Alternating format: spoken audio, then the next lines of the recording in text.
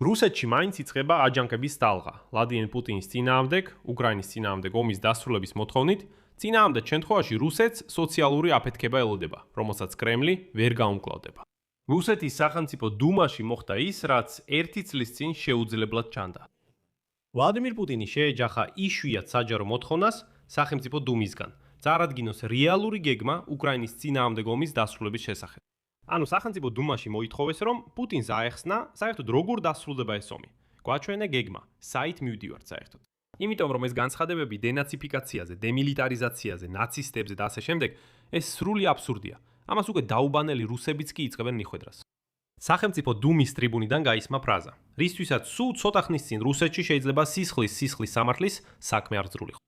ქვეყანა სოციალური აფეთქების ზღვარზეა. ხალხს უნდა აჩვენონ ომის დასრულების მკაფიო გეგმა, რადგან არავინ არაფერს ხვდება. სად მიყავს ვლადიმერ პუტინს რუსეთი? აი ესეთი კითხვები დაიწყეს სახელმწიფო დუმის ტრიბუნიდან. მოდით გავარკვიოთ. მე მქვია ალექსეი პეჩი. სანამ დავიწყებთ, გთხოვთ გამოიწეროთ არხი, დაადოთ ლაიქი და დაწეროთ ნებისმიერი თქვენი კომენტარი. დღეს რუსეთის ფედერაციის სახელმწიფო დუმაში KPRF-ის დეპუტატმა ვიაჩესლავ მარხაევმა საჯაროდ მოსთხოვა ვლადიმერ პუტინს. წარმოედგინა რეალური გეგმა უკრაინის წინააღმდეგ ომის დასრულების შესახებ. საკუთარ გამოსვლაში მან ჩამოთვალა ყველაფერი, რაც შიგნიდან ანგრევს რუსეთს. ეს არის კორუფციული სკანდალები, ოლიგარქია, ყველაზე აქტიური და რეპროდუქციულად უნარიანი მოსახლეობის ნაწილის დაკარგვა, როგორც თავად აღნიშნა. იგულისხმება ის რუსი ჯარისკაცები, რომლებიც უკრაინის წინააღმდეგ ომში დაიღუპნენ, რატომღაც წავიდნენ საომრად, საბოლოოდ კი წმინდა უკრაინულ მიწაზე დაიხოცნენ. მათი ნეშტები კი იქვე რჩება და ოლპება. არავის სჭირდება ისინი. აი KPRF-ის დეპუტატი ამბობს, რომ ეს იყო ყველაზე აქტიური და რეპროდუქციულად უნარიანი მოსახლეობის ნაწილი, რომელიც რუსეთმა დაკარგა. პრინციპში არ არის სამწუხარო. აი ასე. Россия потеряла. და ამბობს, რომ უკრაინული დრონების დათმობასთან დაკავშირებით დიდი პრობლემა არსებობს და არ უნდა ვითამაშოთ თითქოს ყველაფერი კარგადაა. შემდეგ ამ კომუნისტური პარტიის დეპუტატმა მთავარი თქვა, ციტატა: ილუზიების დრო დასრულდა.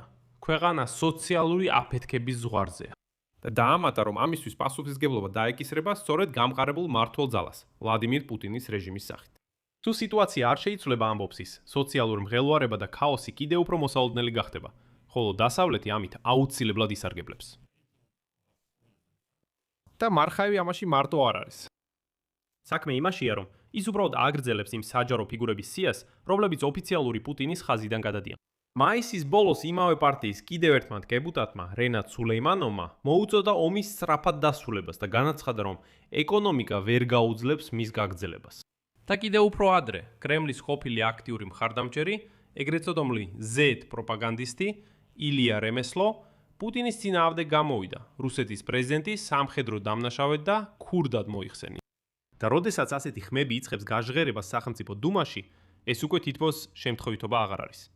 ეს საზოგადოების ცვლილებების გარკვეული სიმპტომია. და აქ მოულოდნელად თავად ვლადიმერ პუტინმა დაიწყო პრობლემების აღიარება. ანუ ის ხვდება, რომ საზოგადოებაში მართლაც არსებობს დაძაბულობა. და უკვე აღარ გამოსდით დაუბანა რუსებისთვის ზღაპრების მოყოლა გამარჯვებებზე.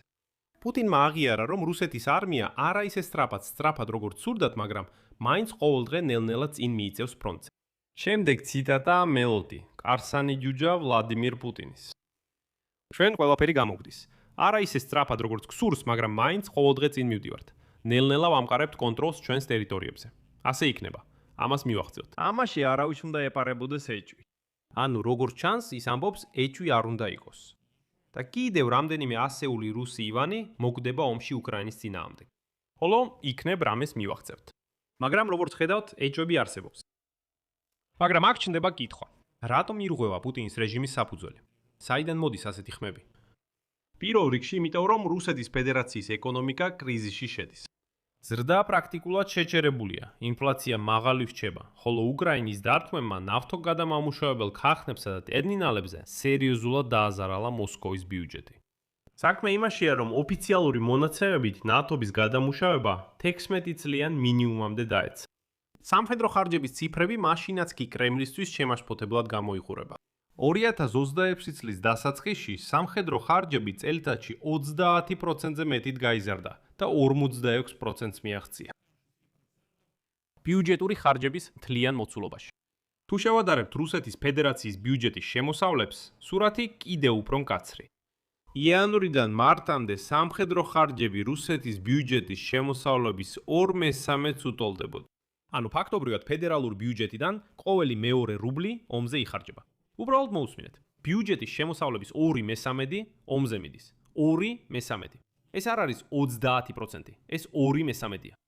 მაგრამ პანიკის სიგნალები უკვე ფინანსური სისტემის უმაღლესი ეშელონებიდან მოდის. დამოუკიდებელი რუსული არხები წყაროებზე დაკნობით ამტკიცებენ, რომ რუსეთის ფედერაციის ცენტრალური ბანკის ხელმძღვანელმა ელვირა ნაბიულინამ პუტინს ულტიმატუმი წაუყენა. ნაბიულინა Поставила Путину ультиматум. თავის ვადას მხოლოდ იმ შემთხვევაში ანთავრებს, თუ კრემლი საზღვრებს არ დახუროს და საომარი მდგომარეობა არ შემოიღებს. თუ ეს მოხდება, მაშინ ეკონომიკას სრული კრახი ემუქრება და ის არ სურს ამაში მონაწილეობა მიიღოს. არხის შეგვიძლია ავხსნათ ინფორმაციით, ნაბიულინა თითქოს მალე აპირებს გადადგომას. ამ კვირაში კი მან და მისმა მოადგილეებმა საერთოდ გამოტოვეს შეხვედრა პუტინთან და მინისტრებთან განაკვეთების საკითხზე. და როგორც მიხვდებით, როდესაც ცენტრალური ბანკის ხელმძღვანელი დისტანცირდება პირველი პირისგან, ანუ ვლადიმირ პუტინისგან, ეს ტექნიკური დავა არ არის. ეს რეალური პოლიტიკა. ანუ ის ხვდება, რომ ყველაფერი უბრალოდ ფსკერზე მიდის და ცდილობს, რომ ამ ჩაძირვის პირასპყოფი გემიდან გაიქცეს. მაგრამ მას არ უშვებენ და ეცემა მთავარი რეიტინგებიც.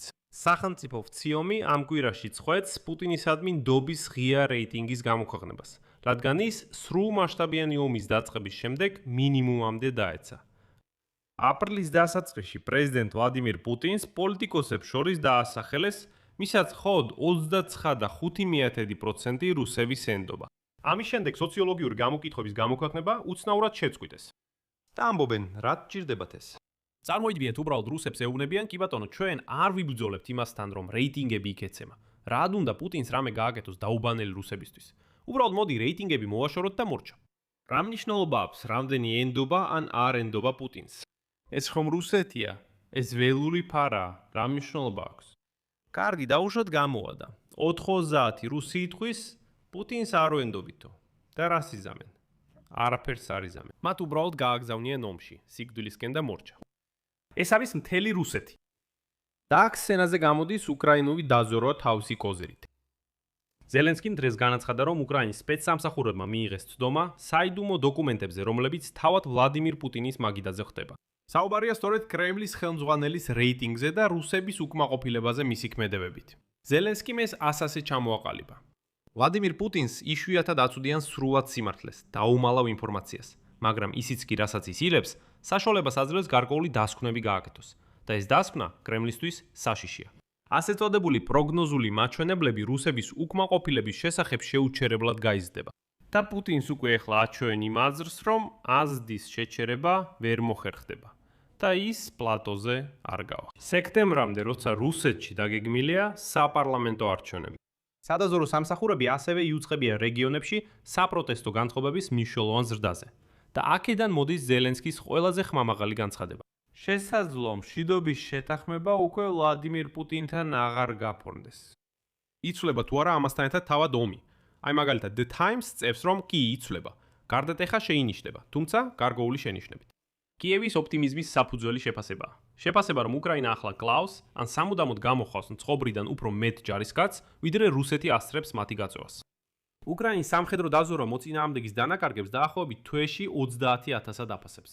ზეწოლა მაღალია და რამდენიმე თვეში რუსეთის დის დანაკარგებმა შეიძლება ახალ წოულების რაოდენობას გადააჭარბოს. მაგრამ ამას ჯერ გარდამტეხ მომენტად ვერ უწოდებთ. საბრძოლო ველზე ახლა FPV დრონები დომინირებენ.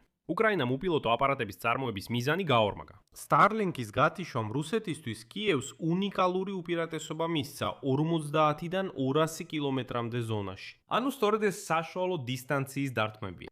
მაგრამ აი მთავარი პარადოქსი, რომელიც მაინც არ გვაძლევს მოდუნების საშუალებას, მიუხედავად ამ წუწუნისა, სახელმწიფო დუმაში ვარდნილი რეიტინგისა და აჯანყებული ცენტრალური ბანკისა, ვლადიმირ პუტინი კურსს არ ცვლის. 12 ივნისს მან ხელი მოაწერა ბრძანებულებას არმიის თითქმის 10,000 კაცით გაზრდის შესახებ. ეს უკვე მეორე ასეთი გაფართოებაა რუსეთის არმიის ბოლო 4 თვის განმავლობაში. საზოგადოებრივი აზრი, როგორც უკვე დიდი ხანია ნათელია, მასზე საერთოდ არ მოქმედებს. მან აჩვენა მზადყოფნა, სხვერპლად შეწიროს ასობით ათასი რუსი ჯარისკაცი. და მას ისინი აბსოლუტურად არ აინტერესებს, აი რაც ვთქვი. რუსები იქნებიან უკმაყოფილოები. და მერე? და არაფერი. ხოლო უკრაინა გრძნობს მომენტს და ამიტომ მიდის ვა-ბანკზე. და აი პოლიტიკოს ცნობით კიევი ითხოვს მოკავშირეებისგან დამატებით $20 მილიარდ, რათა ეს უპირატესობა გაიმყაროს. უკრაინელი ჩინოვნიკის ფორმულირება უკიდურესად გულახდილი. რუსეთი იცვის, პირდაპირ იცვის და კიევს უნდა რომ ის კიდევ უფრო ძლიერად იწოდეს. მაგრამ ამისთვის დაფინანსებაა საჭირო. იმისთვის რომ ყველა ეს დრონი და რაკეტა, რომლებიც რუსეთში მიფრინავენ, 10-ჯერ მეტი გახდეს. რომ რუსეთი უბრალოდ ალში გაეხვიოს. ასე რომ დიახ, ბუნტი სახელმწიფო დუმაში რეალურია. სოციალური აფეთქების ზღვარი უკვე ხმამაღლა განიხილება. რუსეთში ეს მნიშვნელოვანია. მაგრამ სანამ ეს არაკაცი, ეს არსება, ეს ჩმორი ვლადიმირ პუტინი კრემლში მხოლოდ საკუთარ თავს ისმენს, ეს ზღვარი უბრალოდ სიტყვებად რჩება. მეტი არაფერი. კიდევ ერთხელ გავემეორებ ამ აზრს. თუნდაც 90 რუსი უკმაყოფილო იყოს, ეს ფარა არაფერს გააკეთებს. იმედის ქონა რომ რუსები აჯანყდებიან, პროტესტზე გამოვლენ, სრული სისულელეა. მახსოვს სრულმასშტაბიანი ომის დასაწყისი და უკრაინაში ბევრი ამას იმედოვნებდა. თვითპრეზიდენტი ზელენსკიც კი მიმართავდა რუსებს. საუბრობდა რუს ჟურნალისტებთან, თითქოს რას აკეთეთ ხომ გესმით, რით დასრულდება ეს ყველაფერი და ასე შემდეგ. ამას არანაირი ეფექტი არ ჰქონია. რუსები ან გარბიან ამ რაშკიდან, ან ვლადიმერ პუტინის რეჟიმს უჭერენ თხარს. და კიდევ დავამატებ რამდენიმე ჩემს აზრს. ცოტა ხნის წინ წავაწყდი ერთ კონკრეტულ კომენტარს რუსებისგან, რომლებიც საზღვარგარეთ ცხოვრობენ. და ისინი ამბობენ, აი როგორ ავაწყოთ დიალოგი უკრაინელებთან, როგორ ვესაუბროთ უკრაინელებს საზღვარგარეთ. თითქოს ჩვენ ხომ არ აგვირჩევია ეს ომი. აი ნახეთ, მე გავიქეცი რუსეთიდან. როგორც კი ომი დაიწყო, გავიქეცი რუსეთიდან და ეხლა რუსეთში აღარ ცხოვრობ. ამიტომ მე ხომ არ ვარ პუტინისტი, მე აქ საერთოდ არაფერ შუაში ვარ. ეს ხომ ჩემი ომი არ არის, ეს ყველაფერი სისულელეა. ამაზე პასუხად პირველი კითხვა რაც მიჩნდება არის, რატომ და რისთვის უნდათ რუსებს ასე ძალიან უკრაინელებთან საზღვარგარეთ ურთიერთობა? რისთვის? თქვენ ობიექტურად უფრო მეტი ხართ, უბრალოდ რაოდენობრივად მეტი ხართ. აი ხედავთ, თქვენსავე ზღაპარშიც კი. სკორლუპი, ეჩრებით უკრაინელებს. წლებია ეს რუსები გვიყვებიან, რა ძმები ვართ, რა მეგობრები ვართ. დაგვანებეთ თავი, უბრალოდ მოგშორდით. უბრალოდ მოგშორდით უკრაინელებს და მორჩა. არ გჭირდება თქვენი მეგობრობა. არაფერი არ გჭირდება თქვენგან. მეორე მომენტი, როცა რუსები ამობენ, რომ ეს ომი ჩვენ არ აგვირჩევია, მოусმინეთ, 20 წლის განმავლობაში სრულმასშტაბიან ომამდე თქვენ ირჩევდით ვლადიმირ პუტინს. 2014 წლის შემდეგ თქვენგან არც ერთი არ გმობს. არავინ გმობდა ყირიმის ოკუპაციას. არავინ გმობდა დონბასში ხოცვა-ჟლეტას, რომელიც რუსებმა მოაწყვეს, როცა რუსები გაგზავნეს იქ უკრაინის წინააღმდეგ საბრძოლოდ. თქვენგან არც ერთი არ ითხოვდა ვლადიმირ პუტინისგან საპროტესტო აქციებზე, რომ თავი დაენებებინა უკრაინას. არავინ არაფერს აკეთებდა ამ ომის თავიდან ასაცილებლად. რუსეთიდან კი სრულმასშტაბიანი ომის დასაწყისში გაიქეცით, უბრალოდ თქვენი თავის გადასარჩენად. თქვენი თავის გადარჩენა გინდათ და მეტი არაფერი. საერთოდ მეტი არაფერი. რომ გქონოდათ გარანტია, რომ შეგეძლოთ მშვიდად ცხოვრება რუსეთში, არ მობილიზებდნენ, არ დაგაჯარიმებდნენ, არ შეგეხებოდნენ. დიახ, არავინ არსად გაიქცეოდა. ამიტომ ეს ყველაფერი საჭირო არ არის. ეს არის სრული ტყუილი, რომელსაც საზღვარგარეთ მყოფი რუსები ავრცელებენ და ცდილობენ უკრაინელების მოტყუებას. და ვინც წავიდა, ამბობენ თითქოს ჩვენ კარგები ვართ, აი ჩვენ სხვანაირები ვართ. ყველაფრის მიუხედავად, პუტინი ხელისუფლებაშია 26 წელია. თქვენ 26 წელი ამას არ ირჩევდით, თუ რა? დაწერეთ თქვენი აზრი, თქვენი ფიქრები კომენტარებში ამ გამოშვების ქვეშ. და უკრაინელებო, ვიცი რომ რუსები სამწუხაროდ, ჩვენთვის ძალიან სამწუხაროდ, დაუბანელი რუსები, მაინც შემოდიან და უყურებენ ამ გამოშვებებს. მაქვს თქვენთან კითხვა. რისთვის, რა გინდათ აქ, რა გსურთ? ჩემი რჩევაა თქვენთვის. ჩაალაგეთ თქვენი ნივთები და წადით აქედან. დღეს ემოციურად ვარ, მაგრამ ვილაპარაკებ ყველაფერზე, რასაც ვფიქრობ და როგორც ვფიქრობ სინამდვილეში. აქ წერტილებს დავაყენებ. თქვენი აზრი და დასკვნები ტრადიციულად დაწერეთ კომენტარებში ამ გამოშვების ქვეშ. თუ გსურთ ამ YouTube არხის მხარდაჭერა, შეგიძლიათ ეს გააკეთოთ ნებისმიერი დონატის საშუალებით. ბმულებითა და რეკვიზიტებით აღწერაში ამ ვიდეოს ქვეშ არის როგორც Buy Me a Coffee, ასევე Patreon. ბულები არის კრიპტოსაფულეებზეც, საბანკო რეკვიზიტებზეც. მოკლედ, აირჩიეთ ის, რაც თქვენთვის მოსახერხებელია. მადლობელი ვიქნები ნებისმიერი თქვენი მხარდაჭერისთვის. ამით ყველაფერი დასრულდა, იზრუნეთ საკუთარ თავზე, ყველას მშვიდობი.